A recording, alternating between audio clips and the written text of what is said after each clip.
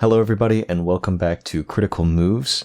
On today's episode, number 46, I'm going to be interviewing Taku. Hello, everyone. And our very own Timothy. Hey, everyone. I guess we're going to be talking about Beyond All Reason, so you can also call me Ragnar, as I'm known there. That is true. Today is actually the day for all of our Critical Moves listeners, since before I even joined the team almost a year ago, let me not get ahead of myself, when they started the podcast and introduced Tim to the team. It was ever since that fateful day that they have been forced to talk about Beyond All Reason every single episode that Tim has both been a part of and not a part of. Yeah, I was wondering actually how it's going to work, because I've heard that you have this little rule about, not mentioning a given game. We break it every time. That's cool. We can break it once more. Yeah, absolutely. This is the day to just get it out of our system. We already did 2 different Stellaris episodes, so we still have not stopped talking about that every single episode. So we're going to try this with Beyond All Reason and fail. Interestingly enough, for this conversation, this is actually probably going to be a very conversational episode. I myself have not played Beyond All Reason. Oh, no. I think I'm the only person on the team who probably hasn't played it yet. Shame on you. Truth be told, I know, Tim. Actually, I haven't played it yet because I've been waiting for you to matchmake with me. Oh, yeah. We'll make it a +1.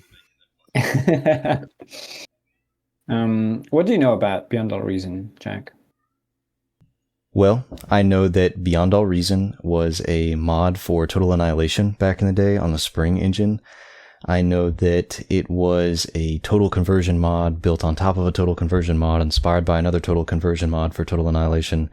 And since then, I don't know the whole history, and I'm intrigued by it. But from what I understand, Beyond All Reason, it's now its own standalone real-time strategy game that is community-driven, free, and built off of community suggestions. And my impression, at least from having joined the Discord before, is that it's built off of community support as well. Actual community providing into essentially open source programming. That's a lot of times the words community, and we have here with us the community manager, so sounds like an important role. That's correct.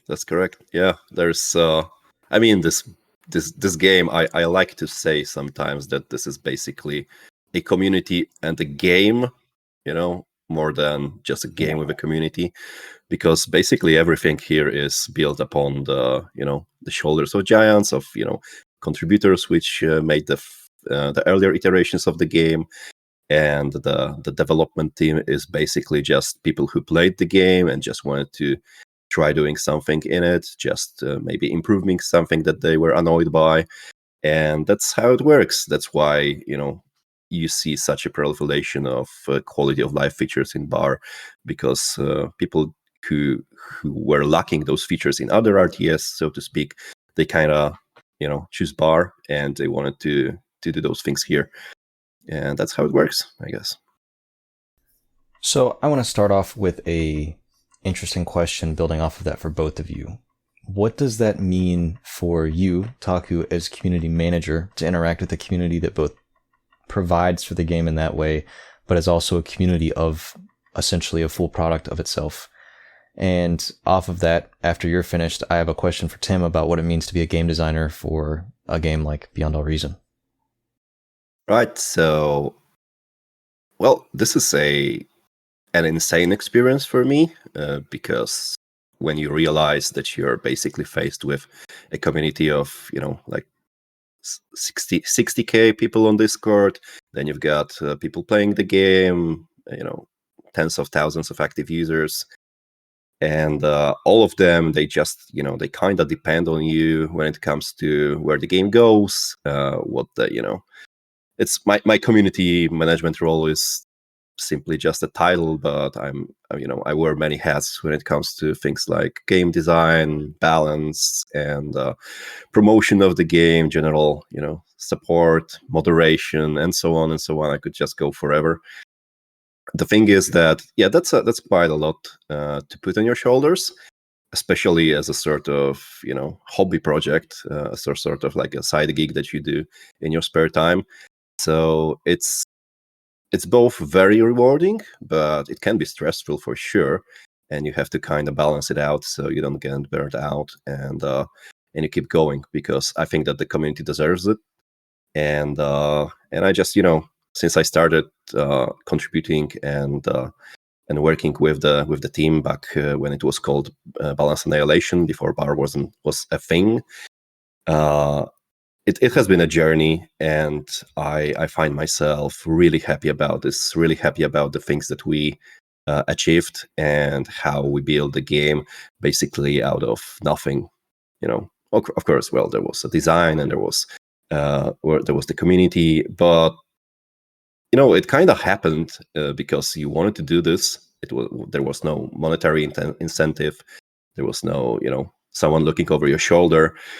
But just the incentive to create something special, something that hasn't been done before, and yeah, I'm super excited to be the part of this.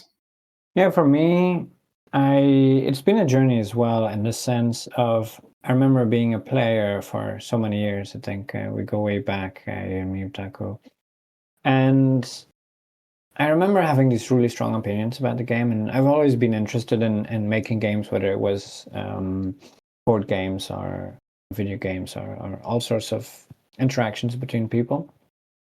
And I had these strong opinions as a player, where like, oh, the game should be more like this or more like that, and they were kind of very one-sided opinions, I would say.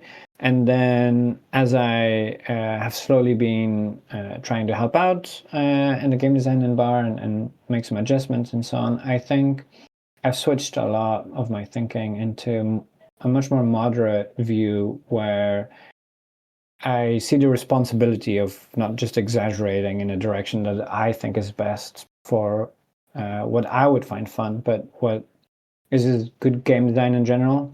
And I have found that interesting to notice that within me, this feeling of responsibility of not just to myself to make something that I find fun, but yeah, to make something that makes sense, something that even a new player would enjoy, not just an experienced player such as myself. And I've been really enjoying that like learning journey, basically, personally. And I think a lot of people see bar that way as a way to learn more about how to make a video game, basically. Okay, so kind of similar to when we've interviewed people in the past, you and I together, and we asked them about how they got into the games industry. For you, it was this passion of designing interactions between players and interactions with systems that brought you like being interested in board games and creating those, or brainstorming ways to improve games that you had been playing in the past, things like that led you to helping out on this game that you were enthusiastic about, Beyond All Reason. Yeah, I feel like playing, like the act of playing is such it teaches us. It teaches about life, about social interactions, about mechanics, about figuring out a puzzle, and it trains our mind and so on. And the social interaction on top of the finding out the mechanics of a game, the combination of the two, I find personally incredibly satisfying, both in Beyond All Reason and in life in general, I would say. Okay, Tim, you're in the hot seat, and I have a question that's been burning in my mind for a few weeks now. For the uninitiated, Beyond All Reason is built off of the bones of Total Annihilation. From my understanding, from what Al has said on the podcast in the past, and I will bring up the rest of that conversation later, he's implied that a lot of the units and systems in Beyond All Reason are generally the same as they were in Total Annihilation. So is that the case? And if it is, how does a game designer design anything for a game that already borrows its units from another game? I mean, if you think about a unit like a swordsman, like how many RTS games out there have a swordsman that is pretty much the same thing as each other?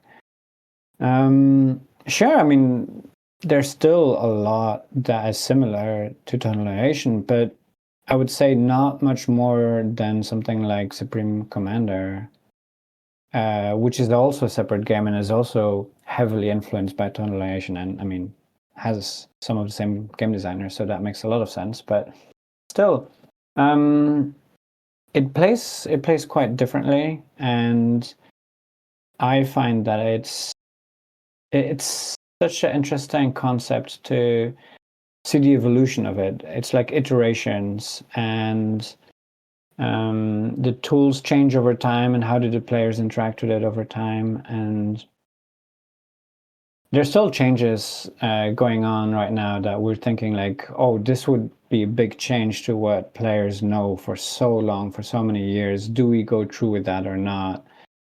Yeah, having tools that are familiar, like a swordsman or like an archer, like something like that, I find that really useful to have for players to go back on something that they've used for a long time. There's a funny thing that's happening in our design chats that we have with Ragnar and the other design team members, which we call the Ragnar method, which is basically you figure out this way to kind of dissect the game, because we have this legacy of Total Annihilation, and Supreme Commander design that happens in our game, and we take a lot of the things for granted, right? So a lot of the systems, a lot of the balance and design decisions that are there, we played this game for so much time that they just feel like home. There's nothing like, it feels weird to change them in some ways. And but when you realize that you kind of have to ask yourself, if you were designing this game from the scratch, would this be something that you would add to it? Like, there are so many weird things that you discover in this game when you think about it this way. And this is basically the question that we keep asking ourselves. Would we add, the possibility to transport the main unit, the commander, your king on the chessboard, on a aircraft that can take 2 shots and then it's down and you lose the game? Is this something that's that makes sense if you were designing the game right now? It sounds a little bit weird, a little bit off. So we use that a lot in designing the game. So to kind of understand where you're coming from in this, is it the Ragnar method because you're dissecting whether or not, if you built the game from its original bones, you would have included spider bots? And if you had, they would serve this purpose for the exact same reason or for a different reason, or you could still justify their place. Yes, it's basically kind of formalizing the design decisions, because we have inherited so much of the design decisions from previous games that we kind of have to rediscover them, write them down in a design document, and just make sure that it all makes sense, as if it was just, if you showed this document to someone who doesn't know the game, who hasn't played it for decades like us, is this something like, could we sell this game to a publisher, or like, is this something that just makes sense? Because some of those decisions that we are unable, we are not objective enough playing this game for so long to be able to tell. And that's why you kind of have to step back sometimes and use the Ragnar method. Yeah, I find inner conflict often with this too. Like, oh, I kind of like this. Like, I've always played it this way. Oh, Yeah. if we change it and I play the game, I'm gonna have to adjust again. Oh no! But at the same time, it makes so much more sense. Like, it's so much more logical to make it this way. And then, Okay, that I feel like that sets us up for another interesting question for the uninitiated. Beyond All Reason has borrowed so many things from other games. What does the future content rollout look like for a game like Beyond All Reason, especially one that's provided to by the community? I mean, are there significant content drops with new enemy types, new maps, what does that look like when you're adding to the game over time? So yes, there is a lot of stuff that just happens every day, which is just small content like maps. Like sometimes we drop new units. We have like special units in extra unit packs that people in PvE enjoy. We have a lot of other stuff that's in the cooker right now, like the new faction, which is, you can say, more than half done. You have the land, the air already done, and here we are waiting for the the models for ships and stuff like that, because the default game, the vanilla, basically right now it features 2 factions, Armada and Cortex, and we are adding Legion, which is going to be the 3rd faction. It has a little bit of a different design than Armada and Cortex, because these were quite symmetrical in way that they work, and Legion is going to break this mold a little bit. But other than that, yeah, you've got maps, you've got units, of course. We have some major projects that I can talk about here. Things like the campaign, because a game like that, an RTS. Well, the statistics say that probably about 80% of RTS players never touch the multiplayer button, and this means that if we want to really get popular with the game, if you want to spread it to bigger audiences, you have to have a campaign. You have to have a good scenario mode. You have to have some things to do for the people who just don't really enjoy, battling it out against other players, who just want to feel less stressful after the day of hard work. You know how it goes. You come back to the house, you're super stressed out after work, and then you launch up the most difficult game, and it might not be the best idea to do that. Kind of gauging your cortisol levels. But other than that, we have the campaign. We will have a major Armada rework. This is another thing so we are still kind of iteratively, is this a word, improving the game. Things like the models, sounds. We will have some music here and there drop, some better audio. Like, there's so many things to a complete work, the artwork that the game is, that you just can keep adding. And I think that this has been kind of unique when it comes to Bar, because it has been in the alpha, so-called alpha stage for 5 years now. And what it basically means for us is a little bit different than what it means for other games, because alpha state is basically sort of like a tech demo of a game, when you can, you have like 3 units that you can move around the map. You can learn what the basic concept of the game is, and there is no content. Basically, there's just as a demonstration. And for Bar, the alpha state is basically a fully playable game when you have scenarios where you have 2 PvE modes, survival.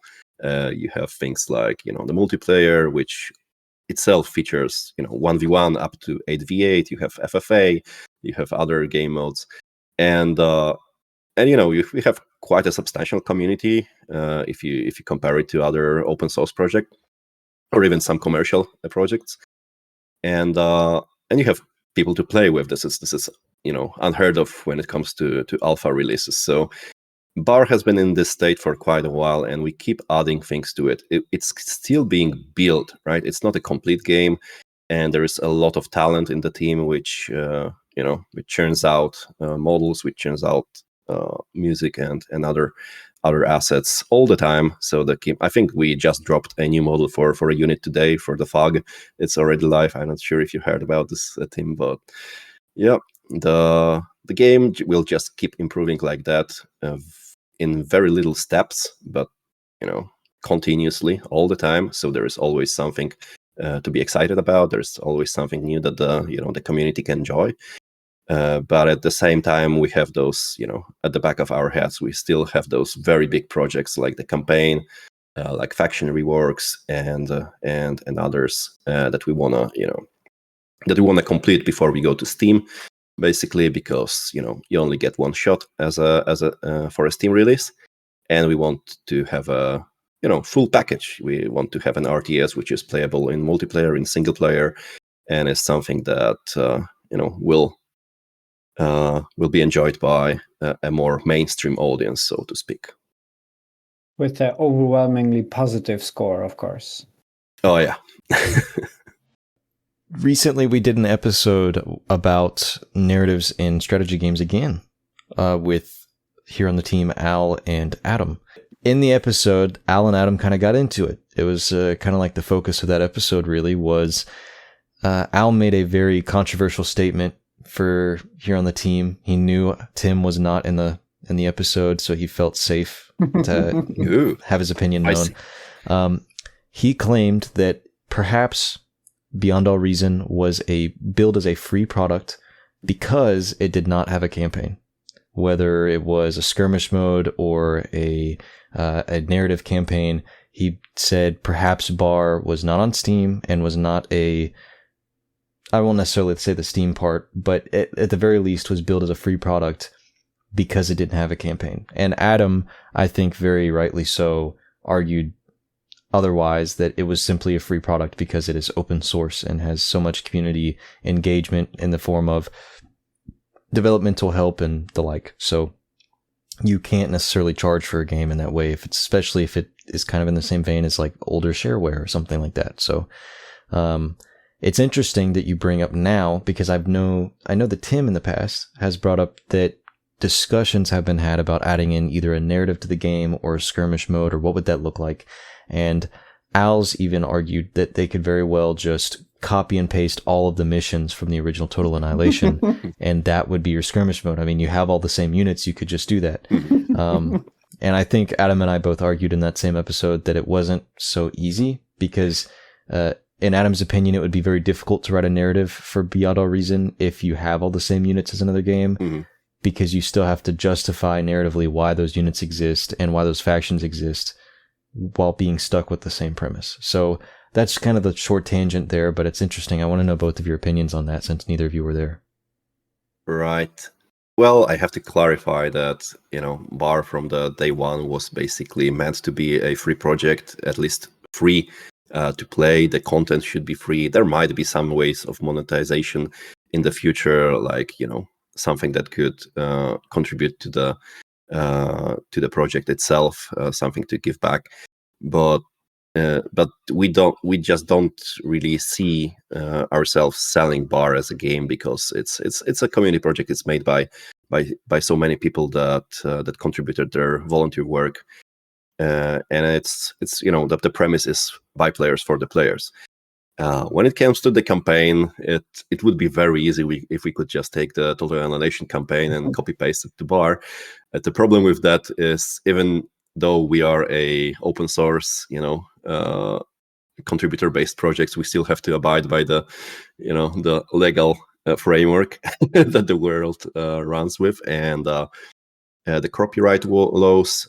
At the moment, the Total Annihilation franchise is, I think, in the possession of Wargaming, so we don't want to really be sued by other companies for taking the content like that.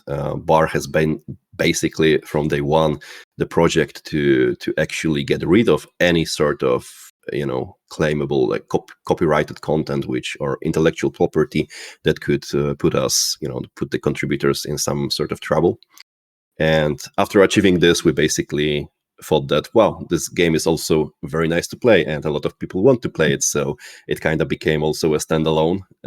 So it's not just a reskin of Total Annihilation. And there's so much more that I could talk about. I could go for hours about the things that that differ, that put Bar apart from Total Annihilation or from the original work. But I think what you wanted to ask is more about how do we actually approach making the lore for the game, the narrative. So this is not an easy task. We took quite a while to even start this endeavor. But yeah, basically, it all came down to what could work for this project, because we don't want it to, and we can't really make it the same story as Total Annihilation. Also, you have to kind of consider that Total Annihilation story was like a super, super lightweight sort of narrative, because we talked with Chris Taylor, the original creator of Total Annihilation, and basically what he said was that their story was made in a way that the time between the first install button and the moment when the robots go boom is the shortest, right? So you don't want a very long sort of briefing. You don't want the lore drop, walls of text and stuff like that. They just wanted the things to explode as soon as possible. So although it still had quite a compelling story and quite an interesting one,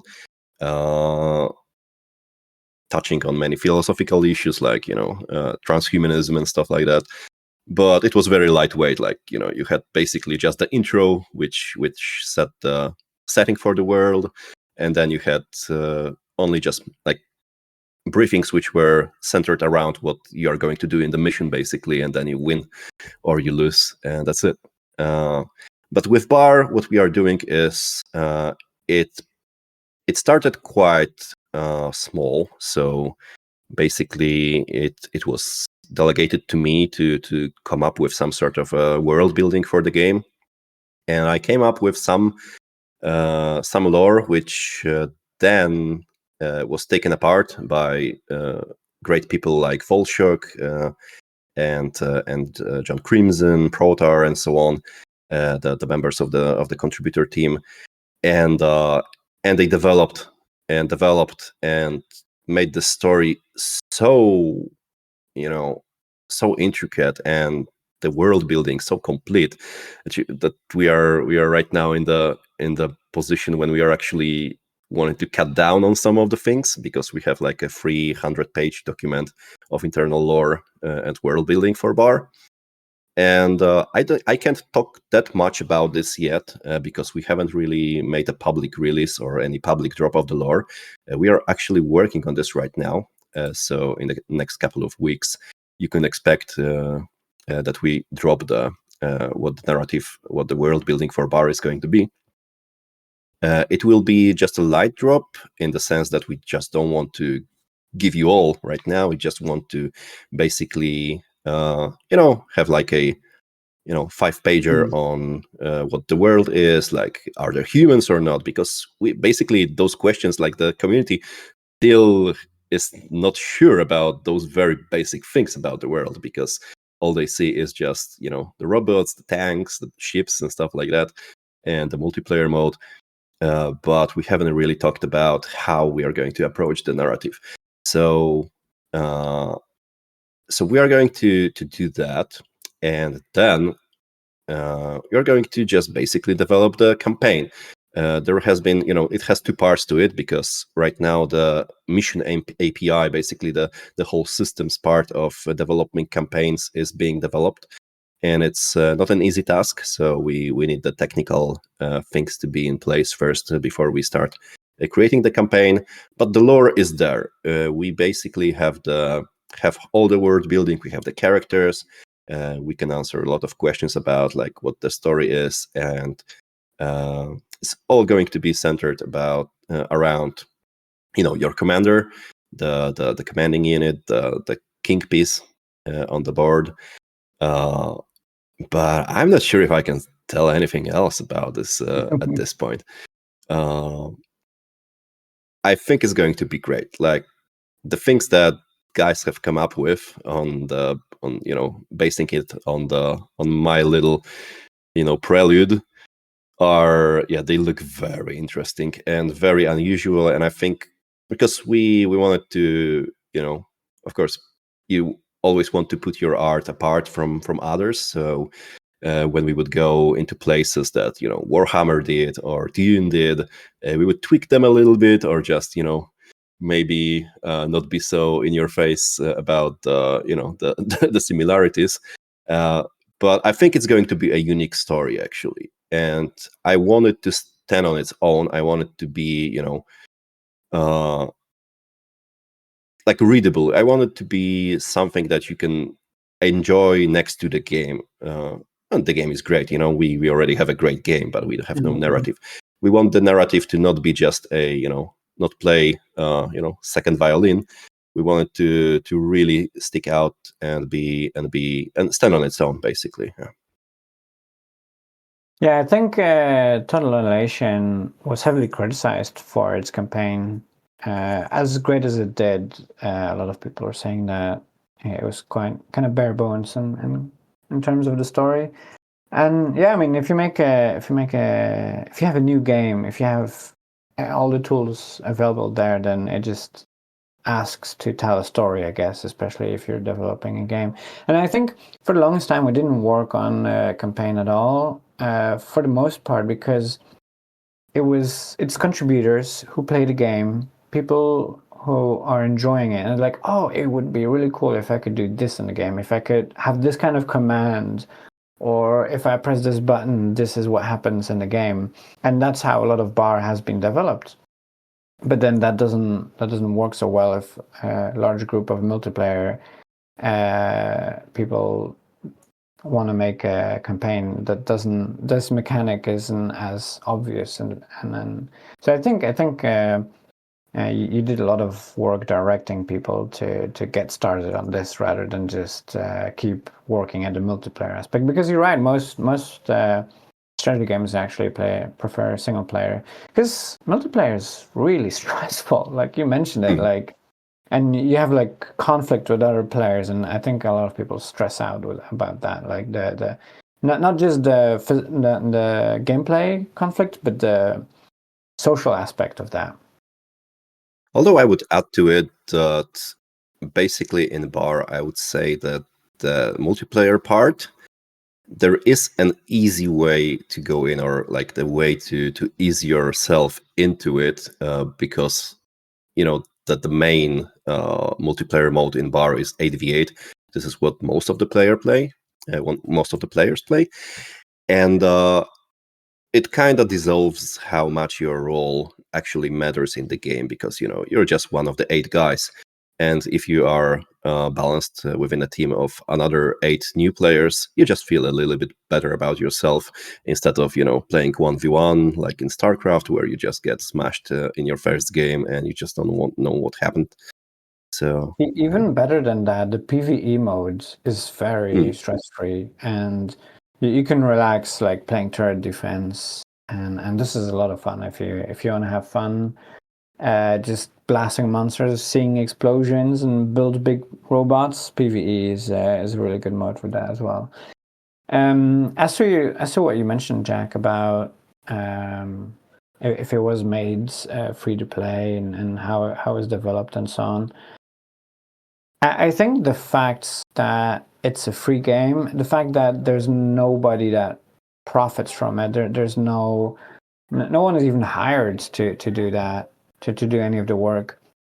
I think that allows people who join in bar, who have some skills or want to develop them skills, and adds to it. That gives them a lot of how do you call that? Peace of mind to contribute. They don't feel like they're just making someone else rich. They don't feel like they're just working their ass and then someone else runs away with the bag. It's like, hey, we're all pitching in, we're all contributing, we're all helping this make something cool, not for someone else, but for ourselves and the community at large. And I think that sort of project works really well if done well, and encourages a lot of people participating. And then you don't get just like 1 or 2 game designers who have their idea of how to do things, but you have hundreds, you have thousands of people who each have unique ideas that you wouldn't come up with. You would not come up with some of the stuff that they make. But since there's so many people and everyone has their own ideas, their own experience, their own background, it gets really, really additive in that way. And I find that really beautiful as well. And I've seen other things outside of video game that works in this manner, and I think this is a really, truly wonderful experience to be part of something like that.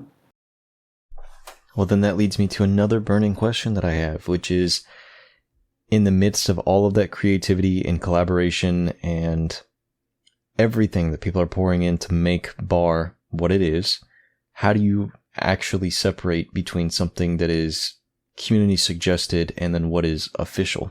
I mean, somebody has to own the Discord server, someone has to maintain the source code, at least in that sense. So how do you determine what ends up being a part of the official narrative of bar versus, say, later on when someone else might do suggest a completely different narrative that doesn't just get added to the world later? Or is it a community mod that hosts its own narrative that's just an adaptation or spin-off of what you have already in the game? Yeah, I think that was really difficult in the beginning of bar to differentiate that, and it was a bit all over the place, and then some people had to end up, making executive decision, and it's this way or that way, but then it was not always done in the best possible way. And I think there's been a big learning experience for everyone involved, really, of how to organize ourselves like that.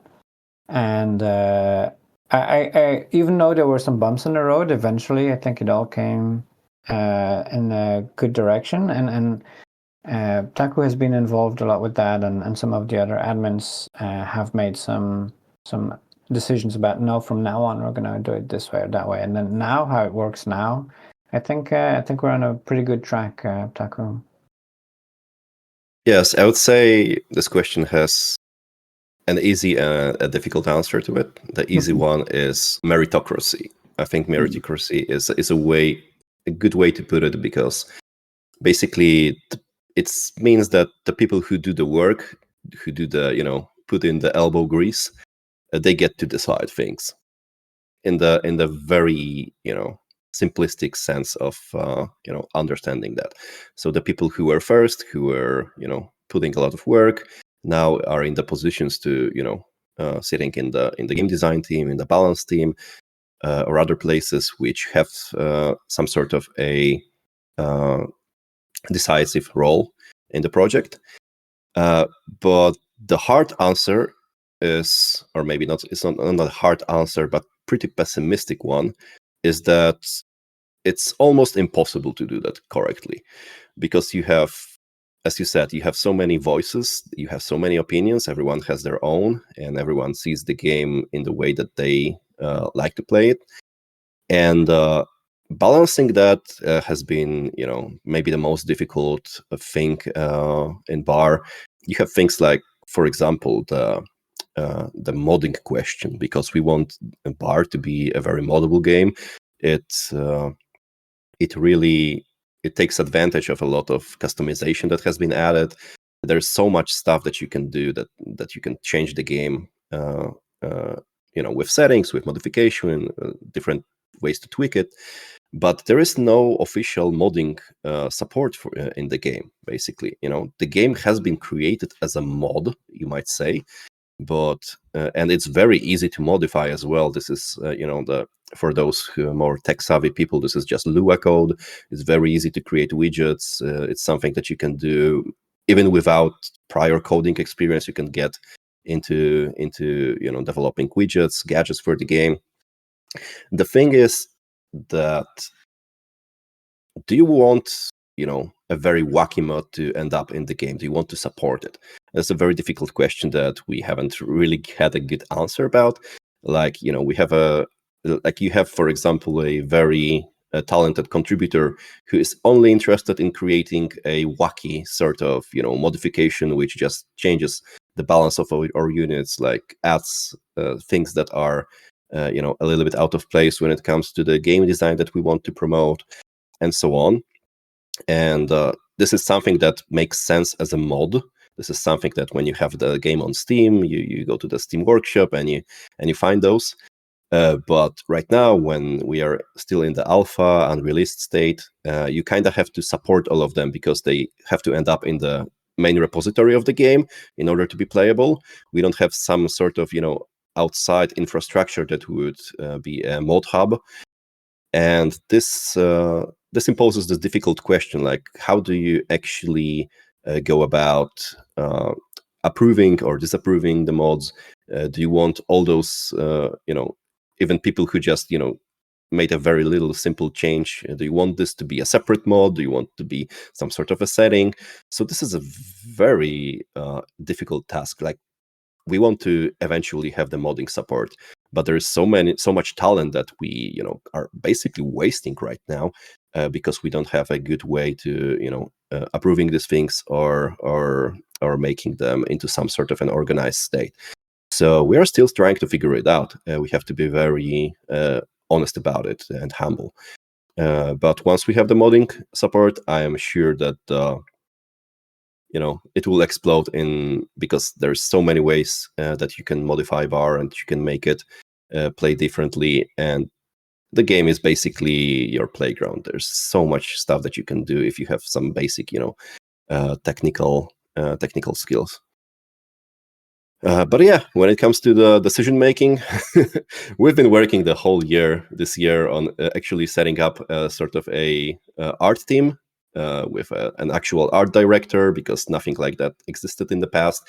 We had an admin, Ice Kicks, which has been the art director and de facto art director for years, but but there was no chain of command. It was very hard for one person to actually manage all of those projects. The modeling, the textures, the mapping. It's basically impossible for one person to do. So you have to need some sort of like a corporate like ish organization, top down structure. But at the same time, you don't pay people. You don't have them on your payroll. It's not like you can replace someone and just recruit someone else because there is some money behind it. This has been a difficult task, and it all depends on the goodwill of people, them having mana, being excited by the project, and I'm trying to really keep it all together. It's sometimes hard. There's internal drama. We have to be, it happens a lot because there's just so many, like, people are so excited about this game. And I always think that the reason that there is sometimes internal conflicts and stuff like that is actually for good reasons, because everyone is so excited about the game and everyone wants to do good.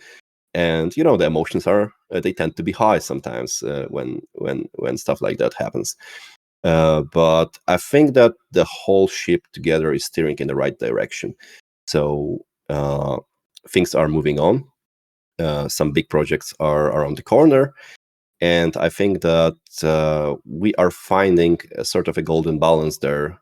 Although you have to be humble and you have to always try to step back and watch yourself and be sure that you are not stepping over each other's toes, and that the organization is working in favor of the game, because you can also sometimes end up kind of over structurizing things and making things too formal, too bureaucratic, and then it hinders the projects. So well, we are trying to keep this balance, and I think we are doing a decent job at that. I would say it's a bit like herding cats. Yeah. Or lobsters in bar lingo. Herding cats is a great analogy. As somebody who has to oversee game development in some form for volunteers as well, I understand where you're coming from. The clash of ideas, the understanding that they're doing it off of their own time, things like that. You're going to lose people along the way from their life situations, and then also there's going to be internal conflict and drama. But I'm interested to know from Tim, it's something I like to talk to game designers about. When you play games like Paradox games or Civilization, how obligated do you feel to actually try to have different win conditions or victory conditions across your game so that you feel like you're not always playing a meta or min-maxing into one particular playstyle? Because I feel like that'd be a disservice to you as a game designer. Yeah, I think I changed a lot over the years. I used to be very caring about winning more than anything else, and like figuring out the one optimal way of playing. And I did derive a lot of enjoyment out of that over time, and sometimes I still do. But nowadays, I'm much more of a enjoying the journey rather than the destination kind of guy. And I noticed that I can enjoy the game a lot more when I'm not so attached to winning, for example. And I'm just looking to have a good time with friends, or with the story, or with the mechanics, like playing around with the mechanics and so on. So I look at games differently nowadays, I would say, yeah. And it's not such a difficulty to do what you suggested of like poking at the game and seeing what comes back. And for Taku, a similar question. As community manager and also a person with just so many hats for Bar, what other games are you playing that are either live service or multiplayer in the past that are either inspiring or kind of helping you navigate the pitfalls of community management? Because there's so many games that I've been a part of that, while I haven't directly worked on them, they're my direct inspiration for how I would deal with marketing and community management going forward, or how I would appreciate as a player being spoken to by developers as they roll out content updates. You guys play games? Who has time for that? In the past, years ago, before you made it a professional thing, I mean, I'm joking in part, but at the same time, I have a little bit of a different issue than Ragnar. Him being the game designer and having this sort of a desire to break things apart and really squeeze the stuff out of games. For my own pleasure, I don't play any other RTS. Basically, really, and the reason for that is I've been deprived of the pleasure of that by Bar, and it all comes down to the fact that I played some RTS in the past. I played Dune, I played CNC, Age of Mythology, and stuff. But the problem is that once I played Bar or the previous iteration of Bar, I just basically thought that nothing really comes close. It started a little bit as well with Total Annihilation years, because the game was such a revolutionary title at the same time. I want to maybe tie back a little bit to what was said earlier about the lore of Total Annihilation and how it was criticized. I think it's a good point, because you have to realize that Total Annihilation came at the same time, at the same year that StarCraft came, basically, StarCraft 1. And how story driven and and campaign driven StarCraft is. And Total Annihilation, in my opinion, at the time, had an order of magnitude better gameplay than StarCraft. Like, if you think about it, like, you can select like 12 units in StarCraft at the same time. You can move your screen and stuff like that. And then you've got Total Annihilation with hundreds of units that you can control at the same time, and you just feel like, well, this is a proper RTS. This is a proper strategy game, because you're strategizing. You're not just moving a couple of units around the screen like in an RPG or some tactical sort of thing. But I mentioned this basically. What was the original question? I digress. Sorry. If you find inspiration in other games and you say you don't play other RTS games. And communities. Maybe this is actually something that I do more often. Is I do like visit other communities. So you have games like Stellaris. You have games like Manor that I checked, and I just I try to interact with the people there. I see how do they set up their communities, and I do draw some inspiration for that, because it's been a journey for me as well. I had no experience previously working as a community manager. My background is in business. I had a little bit of experience in marketing, so that helped quite a lot in Bar. But at the same time, you have so many things that put Bar apart from other marketing endeavors, because it's a free game, which helps a lot. It works in your favor. But at the same time, it's quite a niche genre. It's an RTS, and a niche RTS within the RTS space, because basically it's like I like to call it an epic scale RTS, when you have the the zoom out, so you can see the whole map. You can see the tactical view of the units and stuff like that. And I basically had to be like sort of a self-taught marketing guy for the game, because I didn't really know what will work. My background is in selling kitchen hardware, so it doesn't really apply that well in gaming. Robots, right? But yeah, it's juicers, blenders, and stuff like that. But I always had this sort of like analytical mind. I'm a physicist by education, and I always try to think about systems like engineering and social engineering when it comes to marketing. And it's a pretty interesting story how I came up with how to basically advertise Bar.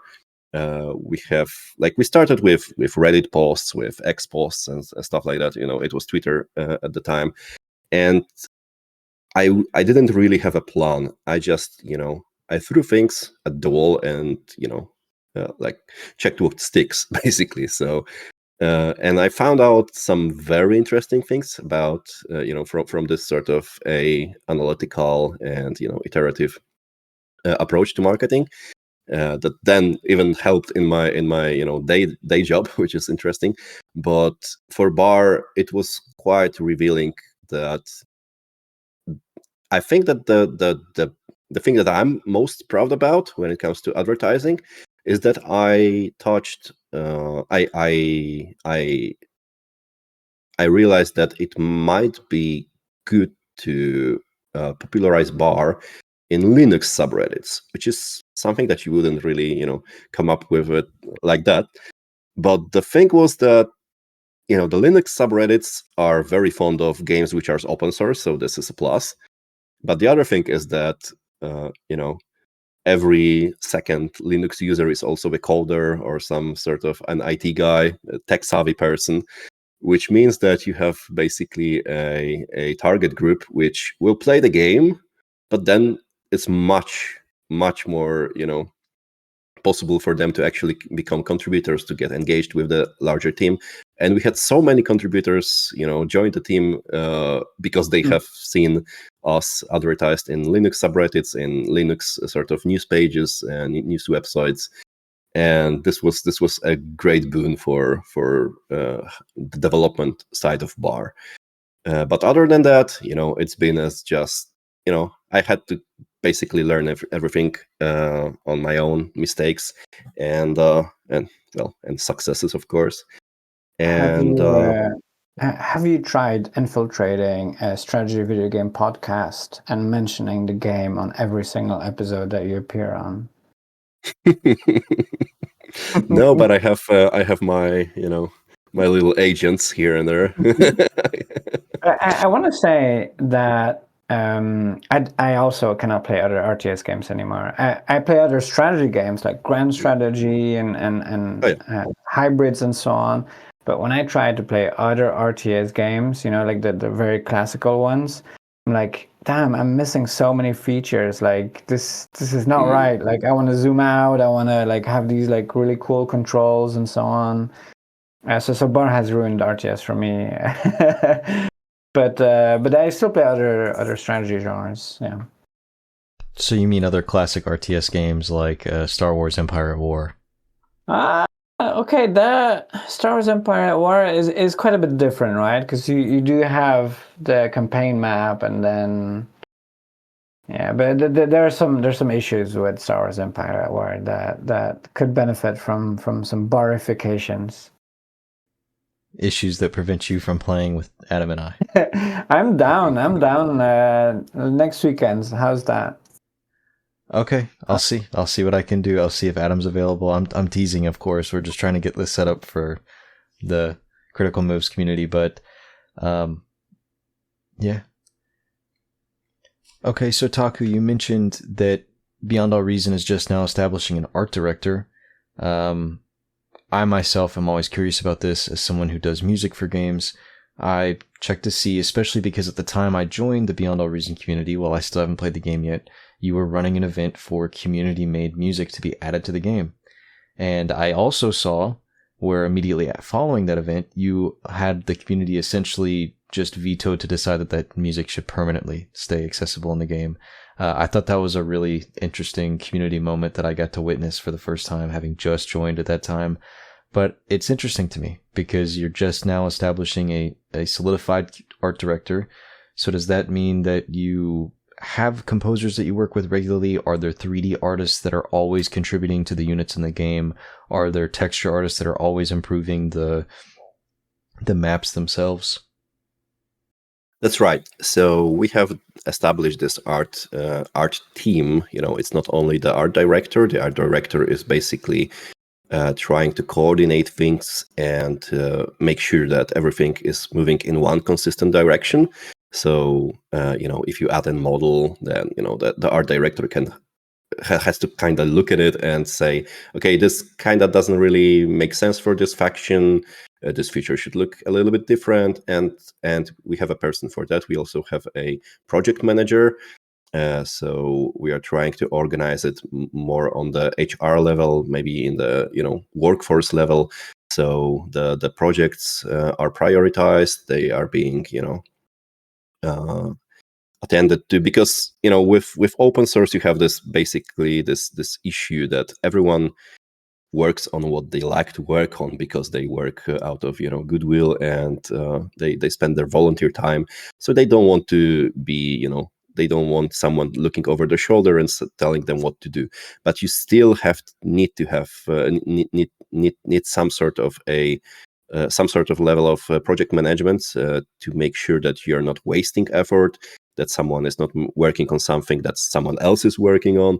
So we have this sort of a lightweight, so to speak, project management, but it's very important. And we also have established the team leads for each of the artistic areas. That is the modeling, including animation and texturing, for music, for the narrative, for music and sounds, and for environmental design, so the maps, and those they basically report back to the project manager and to the art director directly. They have meetings to set the priorities, to set the direction, and think about the more high-level design. But they also have just volunteers who are not, officially part of the team that can also contribute. The way that you become a contributor is usually you have created like free things for the game. So be it like free widgets or free models or free something. It's not very quantifiable. It's mostly how much we appreciate this work, and if someone has done a significant portion of work and has contributed to the project, he becomes part of the team. And then it's up to them how much they want to engage with the larger structure. They can take the tasks that are given by the project manager, or they can work on things that they like to work on, and eventually maybe they will get merged or not. The thing is that the structure, it basically helps us keep the the pace of development in some sort of a in our crosshairs, so we know that we are progressing. We know that thing X will take n amount of time, at least we can approximate that. So it's much easier to, for example, now announce that in a month we are going to drop a new track, or in a month we are going to have a summary work in the visual area. But yeah, I almost remembered what the original question was again, but if you could help me a little bit again. I tend to digress so much, sorry. No, I perfectly get it, right? Because the original question was essentially, I was just setting up that as somebody who works on music myself, one of the first things I look at is the composer for a project that I'm interested in. And I saw that there was some that were more consistent than others on what they provided, because at the time that I joined, there was this community music event. But I think you've touched on a lot when I brought up setting up this art team, how to become a contributor for the game and why you work with some people more consistently than others, just because at the end of the day, it is volunteer work. So, I guess the only part that you haven't necessarily touched on is just, are there composers that you regularly work with that you choose over others that you prioritize for something like this new narrative? And the same thing goes for 3D modelers and textures and things like that. So the composition work is a little bit of a special thing when it comes to bar, because the sound designer or the sound lead is not himself a contributor. Sorry, not a contributor. Not himself is a composer. He just has a very good music taste. This is one thing. Has a good a good ear for that. And we have a couple of composers that worked with us from day one, like Ryan Krause, like Leon, and yeah, there's too many to name them all. But they had a lot of artistic freedom when it comes to the music. Of course, we always tried to give feedback to them and steer them in the right direction. But for the most part, I would say that they really they fit very well. Like from day one, they came and they have heard the music that's already there for bar, and they have built upon that.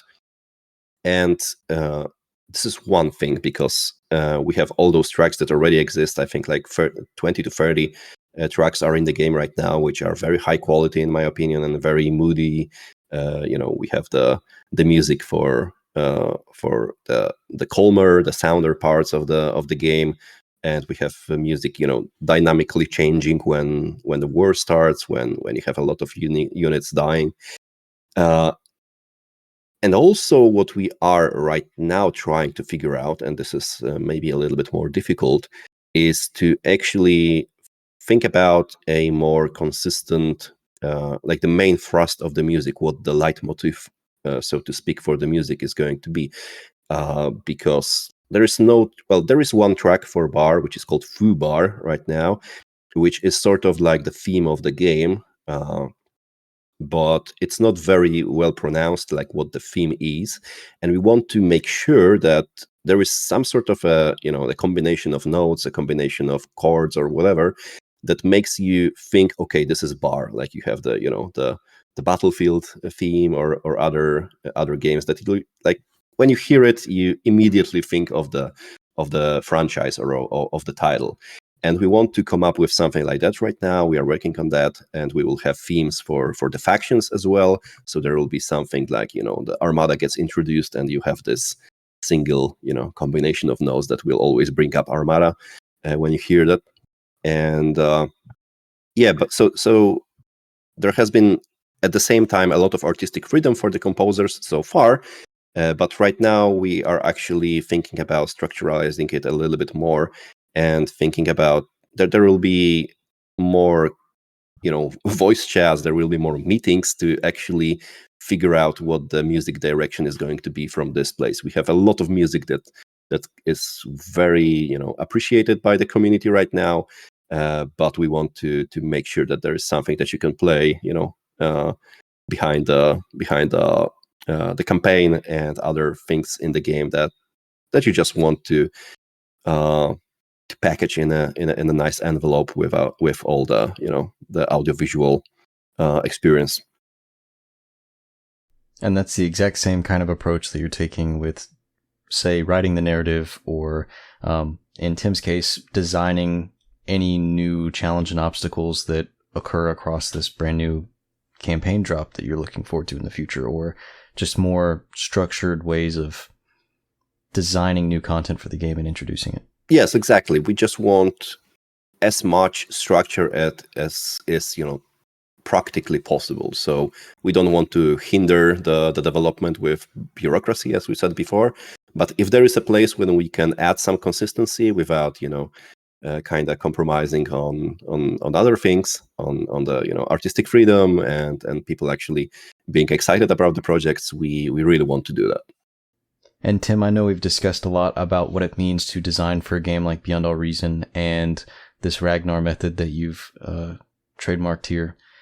But what is it like to design for a game with that much community engagement and so many voices being heard that you feel like you might need to be a funnel for the opinions you hear of others, and every time you might introduce somebody new to the game and see what they deal with and how they interpret the game? What is that like to interpret that and then actually try to I guess confine that down to an actual design document?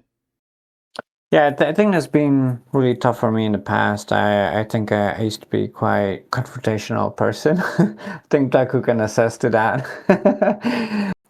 So I would be quite stubborn and just think, oh, this is the best way to do it, and like kind of force things through without too much assessment. But now I think I really enjoy getting info from a lot of different places and talking with people and trying to see how do other people see it. And I notice an immediate often pushback from within myself when someone says something, and then I remember that I have to kind of let it sit for a bit.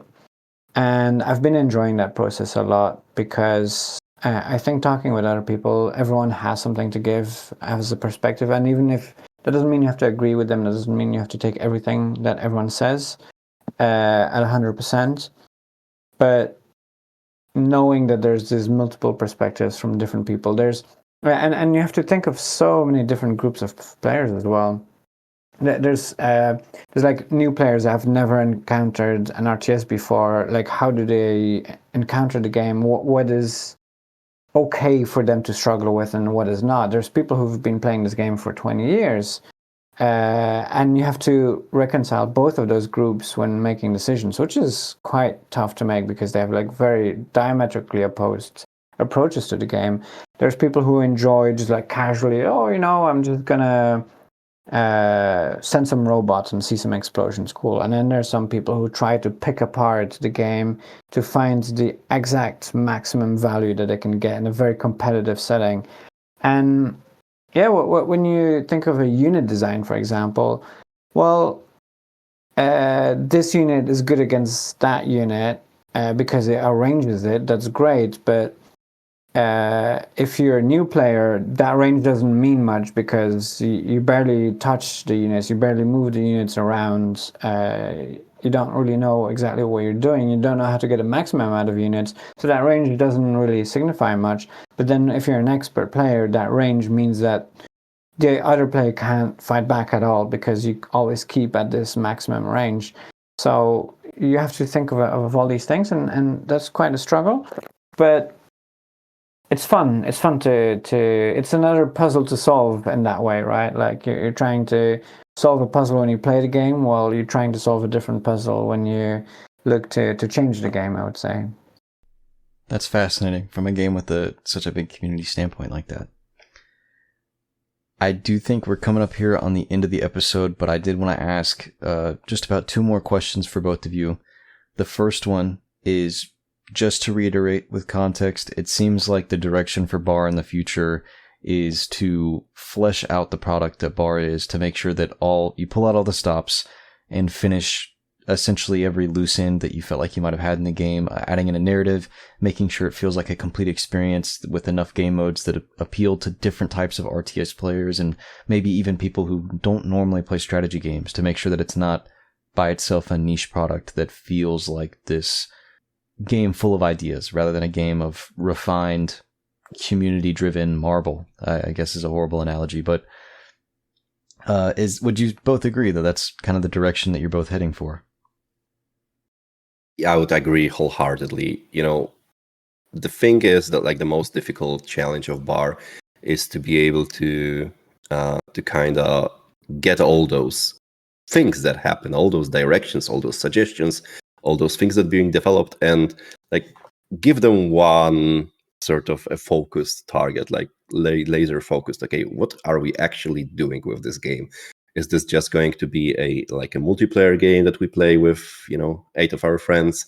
Is this going to be some sort of a story that we want to tell? And it's not easy to figure it out, but I think that like the thing that we've been mostly doing in the last couple of months and years has been actually bringing it back to some sort of a simple statement that we can say, okay, Bar is about X, and it's what we want to do. We want to, as you said, give it a whole package. Make sure that this is playable by everyone, not only RTS fans. This is something that can get people into RTS as well, because this is sort of our side mission, side gig. Because as many would say, RTS is sort of a niche or dying genre, and I feel that it doesn't have to be this way.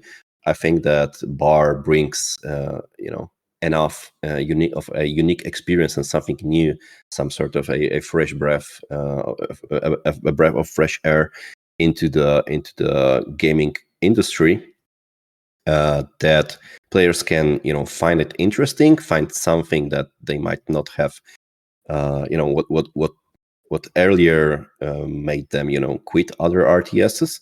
They find that Bar is actually different in some ways, and maybe get into the wider genre. We want to give back to the wider RTS community, because this is how Bar basically was conceived. It was as we said, a fully community driven endeavor. So yeah, and I would say finding little corners that have still been unexplored, that needs still like patching up, that as a player who's been playing for so long, I'm blind to a lot of these things, I think, and I still have to see it from a fresh perspective sometimes, and that helps a lot. So that's a lot of how I'm looking at it now. And I think in the nature of what both of you have just talked about here, my last question would be for someone who has not played Bar or Total Annihilation and is maybe still trying to figure out what types of RTS games they like or if they even want to get into the genre, what type of game is Beyond All Reason and where can they play it? Well, for me, Beyond All Reason is basically the ultimate RTS experience that you can have. Meaning, like, the title itself, it kind of speaks to how the game works because everything is over the top. You have thousands of units, you have hundreds of maps, you have, explosions everywhere. You can build. I mean, isn't this something that like every kid always wanted to do, like build 20 nuclear silos and send 20 nuclear missiles into their enemy territory? I mean, you can do this in Bar. You can make it 200 as well if you want. So I guess that's my little pitch for a Bar. Nuke 20 people at once. You can do that here. Yeah, and it plays in a very unique way, in the way that there's very few limits.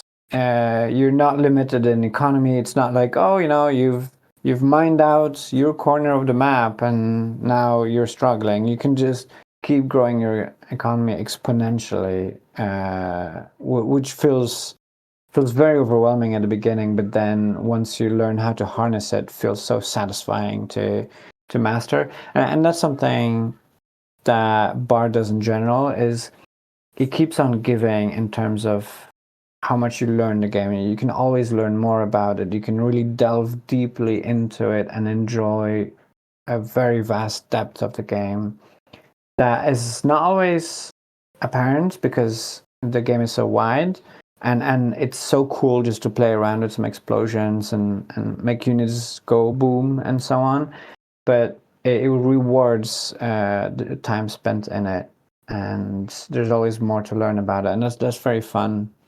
That the ceiling just keeps raising the more you play it. I mean, my answer now sounds so unsophisticated with what Tim basically said, but add to that, because there is yes, this is something that happens to me a lot.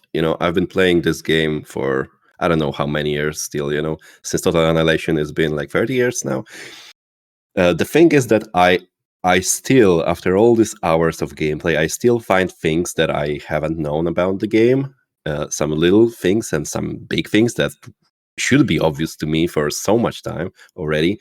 So I guess this might not be a great thing to say to a new player that, there's things that you will discover after 20 years. But I think that for someone who played other RTSs and kind of enjoyed them, and if you think about Bar, it's an unsolved game. It's like, you have chess, which is a solved game. So basically, you can, if you have the a particular supercomputer, you can basically simulate all the moves that you can do on the chessboard because there is a finite amount of moves, right? In Bar, it's like the opposite, opposite end of the spectrum from that. There is so many things that you can do that no one have thought about before, and I think that this is what makes the game so interesting from a perspective of someone who played other RTSs. But again, for the people who have not played other RTSs or just want something new that they haven't done before, you can nuke 20 people. Okay, remember that.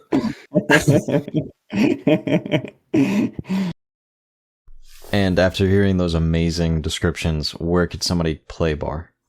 Yeah, so we have a website. It's called beyondallreason.info. You click the download button and you're in the game, basically. A gorgeous website, I will add. Thank you. Appreciate it. Well, I've been told that there are a few other podcasts that anyone who is interested in this one and wants to know more can go listen to for other information on Beyond All Reason. They do have a website that we will link in the description of this video and probably have pop up on screen. I will make sure that happens. And please, if you've been intrigued at all, just try out Beyond All Reason. It's free. If you're a fan of RTS, or if you want to make the jump to RTS from turn-based, or if you're just intrigued in nuking 20 people at once, then please check out this wonderful game that both of these wonderful gentlemen have talked about today. As for critical moves, I think, actually, I want to add that we'll probably do 2 sequel interviews to this, once when I've actually played the game, and then a second once I've become rehabilitated like Adam. So I think that we'll be able to cover more ground in that way. But for those of you who have tuned into this episode and enjoyed what you heard today, whether it was just about Bar or the topics about strategy games at all, please go to criticalmovespodcast.com, where we both have a forum where you can get involved as a community, or join the Discord where you can let us know what you'd like to hear about and what kind of topics you want covered. If you haven't checked out any of our other developer interviews, please go to our YouTube or on any streaming platform of your choice, and you can find our podcast episodes where we've talked to other strategy developers for the games that they have coming out soon too. Thank you so much for tuning in. It was a pleasure talking to you, Taku, and Tim. You're always a pleasure to work with here on the podcast. Thanks, Jack. Thanks for hosting. My pleasure. Thanks for having me. And all right, everybody, that wraps up episode 46. So thank you for listening. Cheers. Bye-bye.